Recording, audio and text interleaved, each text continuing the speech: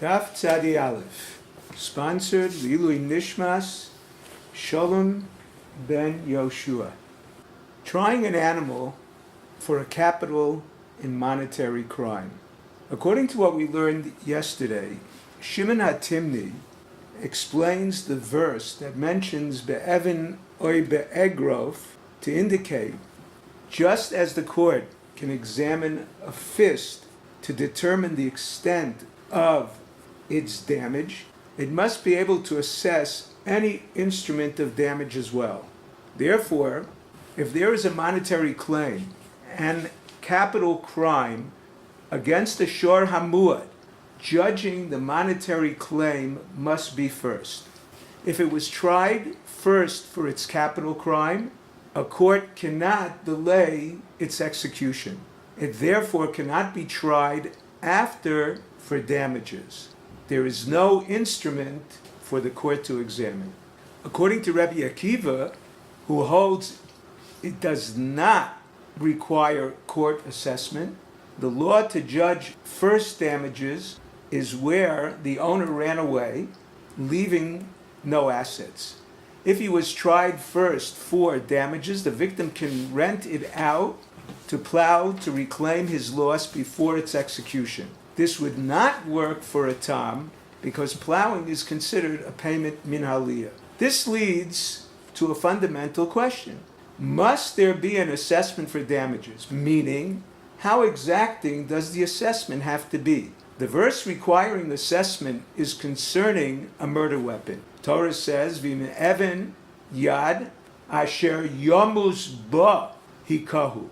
Is the requirement the same by damages, or can the court approximate the damage? A brisa teaches that the payment of damages, pain, and humiliation are determinable immediately. However, medical expenses and unemployment depend on how fast the victim heals.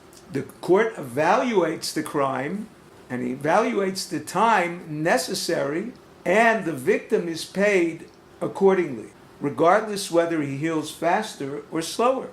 This assessment is made in case of damages, not to inconvenience the victim to collect these costs daily.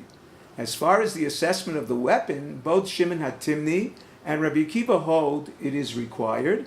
They differ only if it has to be done by the judges. Compensation for spitting on the victim. This is only where the spittle hits his body. If he spits on his clothing, it is like embarrassing him verbally. The Rush holds the perpetrator is excommunicated until he appeases his victim. Compensation for honor. As the Mishnah explains, according to the Tanakama, we assess the poor differently than the rich, whereas according to Rabbi Akiva, the assessment is the same. Delaying paying compensation. One cannot delay paying damages that cause the victim a loss. Humiliation can be delayed. It is unclear concerning other fines. Injuring oneself. The Gemara explains there are conflicting brises concerning Rabbi Akiva's opinion. From a verse in the Torah, we know suicide is prohibited. Pasuk in Bereshis says, "V'ach esdimchem lenafshosechem edrosh." Actually, the Gemara is concerned more about one who damages his clothing than his body. One is not permitted to rend one's garments in mourning more than necessary because it is destructive. Rav Chizda used to lift his garments when walking through thorn bushes because scratches heal. A nazir requires atonement. According to Rebbe Elazar HaKapor, he atones for depriving himself from wine. Certainly, according to him, he would require atonement for personal injury.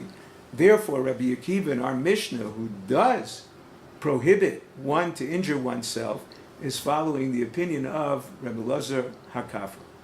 Stealing a mitzvah from the owner.